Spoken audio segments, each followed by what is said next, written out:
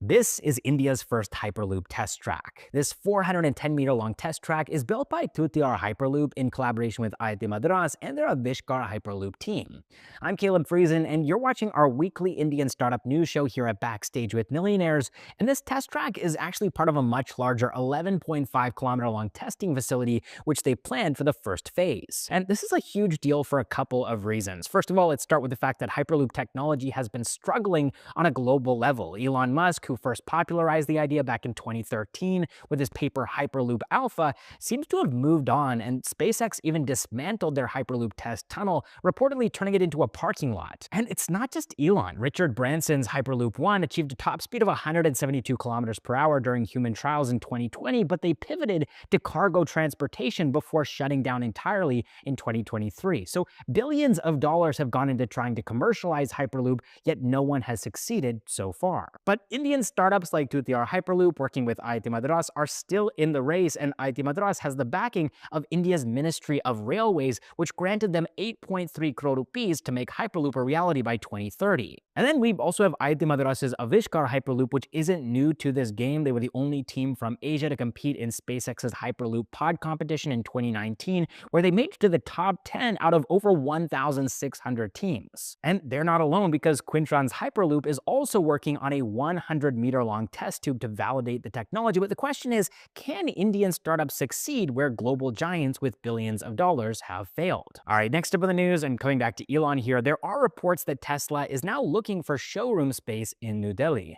Now, just a heads up, none of this is confirmed by Tesla yet, and we've already had a lot of false starts about Tesla coming to India, many false starts over the years, so do take this with a huge grain of salt. But according to this Reuters report, Tesla is in early talks with DLF to secure prime locations in Delhi NCR. So according to this article, Tesla is exploring premium spots like DLF Avenue Mall in South Delhi and Cyber Hub in Gurugram, and their plan is to build a consumer experience center which would be spread out between 3,000 and 5,000 square feet, plus a delivery and service hub that would be 3 times that size. But let's rewind a bit to earlier in 2024. Elon Musk was supposed to meet with Prime Minister Narendra Modi to potentially announce investments worth between $2,000 and $3,000, but these plans were shelved when Tesla laid off 10% of its workforce due to slowing sales globally. So why would Tesla consider moving to India now? Well, one reason could be the government of India's new import duties. Now, import duties for EVs can go up as high as 100%, but earlier this year, the government of India announced a new policy that could reduce import duties to just 15%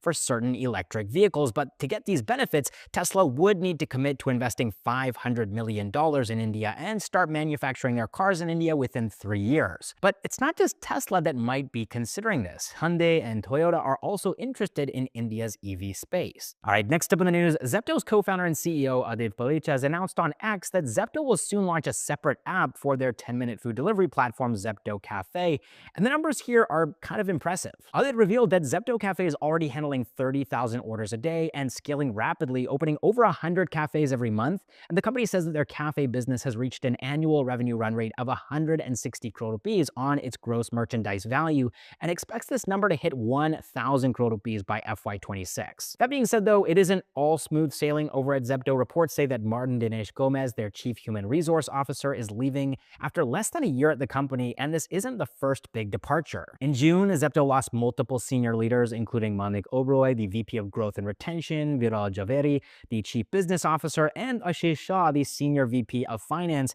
And the recent exit comes at a time when there have been allegations of unhealthy work culture at Zepto. And so with Martin leaving, Adit is temporarily stepping in to oversee HR operations, including hiring. Meanwhile, Chief Brand Officer Chandan Mendrata is also stepping in as a Chief Culture Officer tasked with additional HR responsibilities. All right, next up in the news, a little bit of controversy here. Yes Madam, a home salon service company which was featured on Shark Tank India Season 3, got into trouble with this LinkedIn post, and the original post has been deleted. But in this post, one employee claimed that the company had fired 100 employees for being stressed at work. And so it turns out that this was actually all just part of some strange marketing campaign to promote their new mental health policy. But here's what happened. So this leaked or supposedly leaked HR email appeared online showing that the company had announced mass terminations, and the email claimed that Yes Madam was firing employees who had reported stress in a survey to ensure a stress-free workplace. And this went viral, and the backlash was immediate and intense. And just as the outrage hit its peak, Yes Madam released a statement clarifying that actually nobody had been fired. This was all just part of some social media campaign to highlight workplace stress, and alongside this, the company also announced a new de-stress leave policy, offering 6 paid leave days and a free spa session to help employees rejuvenate. But this did not go as planned. Many people called the campaign tone deaf and insensitive, arguing that layoffs are a serious issue impacting millions of people and they shouldn't be used as a marketing gimmick. All right, next up in the news, just a couple of quick updates here. First of all, MobiKwik has gone public. They launched their 572 crore rupee IPO on the 11th of December, and by the end of day 2, their IPO is already oversubscribed 16.86 times. The company tried to go public earlier in 2021, but at that time they were unprofitable and they had annual revenue of 300 crore rupees, but they decided to shelve those plans due to unfavorable market conditions.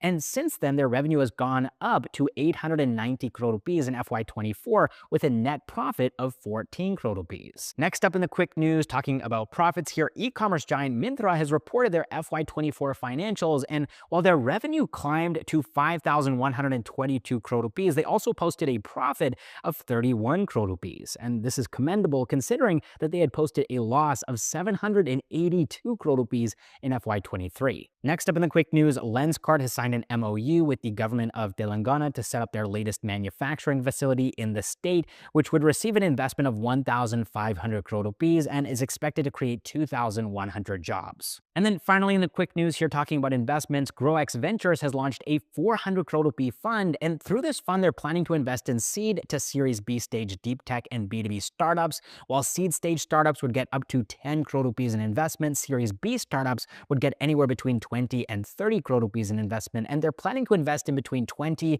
and 24 startups across sectors like semiconductors, space tech, defense, alternative materials, and advanced manufacturing. All right, now let's move into the funding news segment for today's video. This week was great for Indian startups raising capital.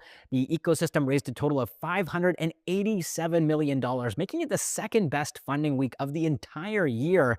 And of course, this is way above the trend line. So let's look at some of the companies that raised funds this week. The first one I want to talk about here is Mumbai-based cloud kitchen startup Rebel Foods. They raised $210 million, making it the biggest funding round of the week. But the interesting part about this company is that they've raised these funds at the same valuation as 3 years ago when they last raised equity funding from investors at $1.45 billion.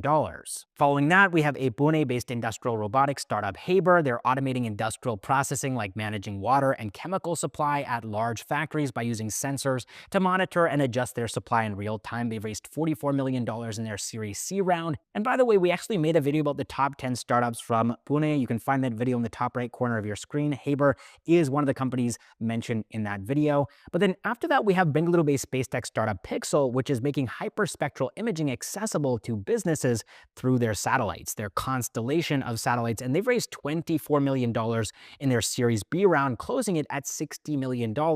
And we also did a podcast with Ois Ahmed, one of the founders of Pixel. You can find that video in the top right corner of your screen as well.